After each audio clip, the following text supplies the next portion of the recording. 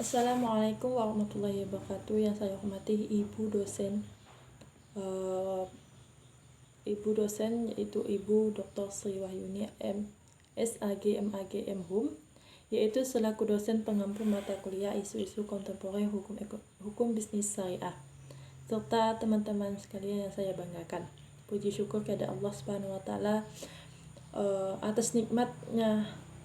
Pada kesempatan kali ini kita dapat melanjutkan diskusi kembali, dan di sini saya pribadi diberi kesempatan untuk mempresentasikan hasil makalah saya. Semoga di dalam saya mempresentasikan makalah ini kita dapat nilai ibadah dan mendapatkan ilmu yang bermanfaat. Amin ya rabbal alamin. Untuk mempersingkat waktu, izinkan saya untuk memulai presentasi makalah saya dengan mengucap Bismillahirrahmanirrahim. Di sini saya akan membahas tema yaitu berjudul tinjauan hukum Islam terhadap pengelolaan zakat produktif melalui zakat community development pada Basnas Kabupaten Sambas.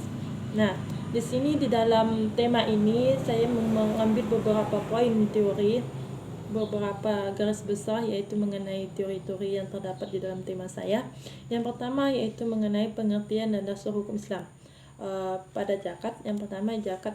Di sini bahwa kita ketahui zakat yaitu berasal dari kata dilihat dari segi bahasa, yaitu kata zakah, yaitu bentuk masdar yang mempunyai arti berkah, tumbuh, bersih dan suci dan baik. Adapun menurut istilah, yaitu para ulama mengemukakan dengan redaksi yang agak berbeda-beda, tetapi di dalam redaksi tersebut pada intinya yaitu sama, yaitu zakat merupakan bagian dari harta dengan persyaratan tertentu, dan Allah Subhanahu wa taala mewajibkan kepada pemiliknya untuk diserahkan kepada penerima ataupun mustahik atau dengan persyaratan tertentu. Di sini adapun hubungan antara zakat dari segi bahasa maupun istilah, pada intinya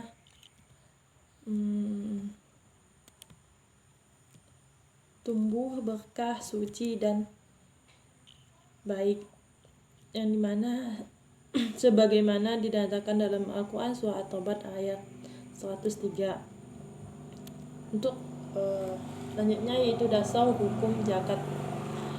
Di sini dasar hukum zakat terdapat 3. Yang pertama di dalam Al-Quran, yang bahwa di Al-Quran yaitu kandung dalam Al-Quran surah Al-Baqarah ayat 267, Al-Quran surah Al-Muzammil ayat 20, dan Al-Quran surah ayat Al-Bayyinah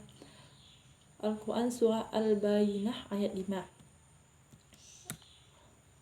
Adapun menurut as-sunnah selanjutnya yaitu dari ijma, dapat dibaca di makalah saya. Untuk selanjutnya Yesus syarat, hukum, subjek dan harta yang wajib dizakatkan. Di sini untuk yang pertama yaitu syarat wajib zakat. Yang pertama, beragama Islam, merdeka, sudah mencapai nisab dan sudah mencapai haul. Adapun hukum zakat merupakan unsur-unsur yang harus kita penuhi sebelum melakukan zakat.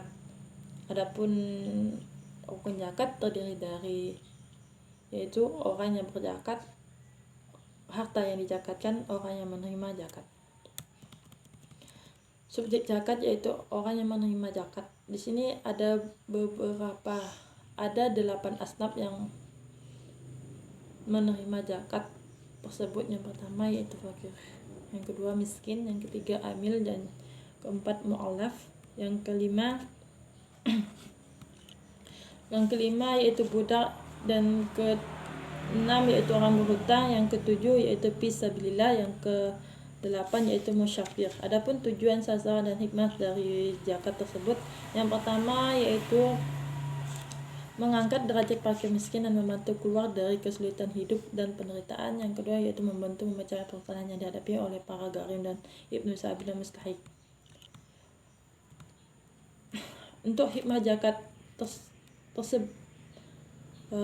tersebut digambarkan di dalam Al-Quran surah Al-Baqarah ayat 261-267,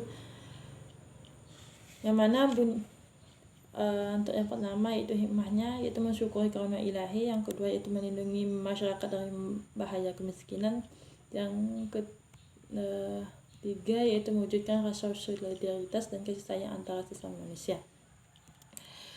Poin selanjutnya yaitu pendistribusian dan pendayagunaan zakat, di mana pendistribusian dan pendayaan zakat ini dikatakan sebagai penyaluran zakat. Di dalam penyaluran zakat ini dibagi menjadi dua, yaitu ada yang konsumtif dan produktif. Nah, di dalam konsumtif ini dibagi menjadi dua lagi. Yang pertama yaitu konsumtif tradisional, di mana di sini hanya diberikan kepada orang yang berhak menerimanya, seperti orang tua yang tidak mampu lagi. Adapun konsumtif kreatif yaitu seperti beasiswa, sarana ibadah dan alat sekolah lainnya. Adapun di dalam pendistribusian atau penyaluran secara produktif, di sini dibagi menjadi dua lagi. Yang pertama yaitu pendistribusian secara konvensional dan kreatif. Nah, adapun zakat produktif, zakat di sini bahwa kita ketahui zakat merupakan salah satu rukun Islam yang mempunyai manfaat sangat besar, tidak hanya dari aspek vertikal tapi juga secara horizontal, utamanya dalam membantu ekonomi masyarakat yang sangat membutuhkan. Untuk membahas tentang zakat produktif ini, maka hal yang utama harus kita ketahui yaitu adalah makna zakat itu sendiri dan produktif itu sendiri. Di presentasi sebelumnya saya sudah menjelaskan zakat, yang pengertian zakat, rukun zakat, dan syarat zakat. Nah, adapun di sini saya akan menjelaskan produktif, di mana menurut bahasa kata produktif yaitu berasal dari bahasa Inggris yaitu productive, yang mempunyai arti menghasilkan atau memberikan banyak hasil. Sehingga di dalam zakat produktif adalah pengelolaan dan penyaluran dana zakat yang bersifat produktif yang mempunyai efek jangka panjang bagi penerima zakat. Nah, di sini untuk selanjutnya yaitu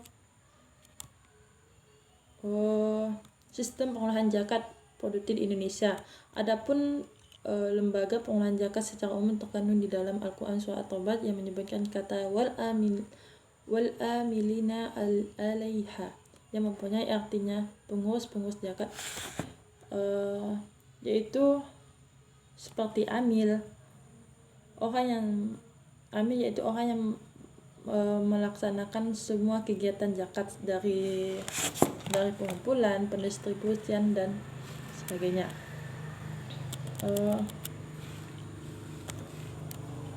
Terus selanjutnya,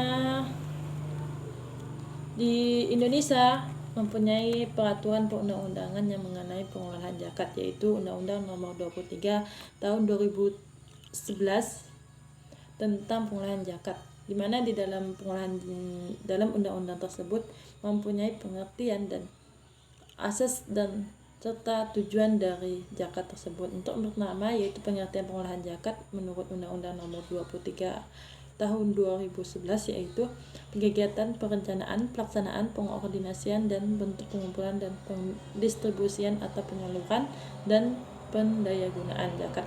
Adapun pengolahan zakat ini berasaskan syariat Islam, amanah, kemanfaatan, keadilan, kepastian hukum, dan integritas dan akta terdapat pada pasal 2. Adapun tujuan dari pengolahan zakat yaitu meningkatkan efektivitas dan efisiensi pelayanan dan pengolahan zakat dalam meningkatkan manfaat zakat untuk mewujudkan kesejahteraan masyarakat dan penanggulangan kemiskinan yang terkandung dalam pasal 3. Untuk poin yang selanjutnya, untuk poin untuk poin yang terakhir untuk saya jelaskan yaitu Jakarta Community Development, di mana di sini bahwa kita ketahui di Jakarta Community Development ini merupakan suatu program untuk pengembangan dan memfasilitasi komunitas dengan mengintegrasikan beberapa aspek sosial yang terdiri dari pendidikan, agama, kesehatan, aspek ekonomi, dan aspek sosial.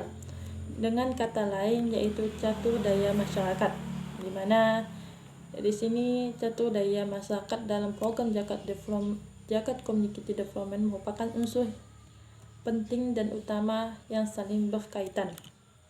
Nah, di dalam program Jakarta Community Development ini mempunyai 6 prinsip. Yang pertama yaitu berbasis komunitas, yang kedua yaitu syariat Islam, yang ketiga yaitu kemanfaatan selanjutnya partisipan, yang kelima yaitu kesinambungan dan sinergi. Untuk lebih lanjutnya baca saja di makalah saya. Adapun di dalam prinsip-prinsip pengembangan program pemberdayaan masyarakat melalui Jakarta Community Development yang harus diperhatikan, yang pertama, program pemberdayaan ini adalah program yang bersifat integratif, yaitu mempunyai arti program yang harus mempertimbangkan masyarakat dari aspek kehidupan yang sesuai dengan persoalan. Yang kedua yaitu program ini diarahkan untuk melawan kezaliman struktural. Program ini bersifat berkelanjutan. Yang keempat yaitu memiliki tujuan dan strategi yang tepat dan benar. Yang kelima yaitu program ini diarahkan pada kepemilikan dan swadaya masyarakat. Selanjutnya bisa dibaca di makalah saya. Sekian dari presentasi saya, kurang lebihnya saya mohon maaf. Semoga menambah ilmu kita semua dan bisa bermanfaat bagi kita semua. Wassalamualaikum warahmatullahi wabarakatuh.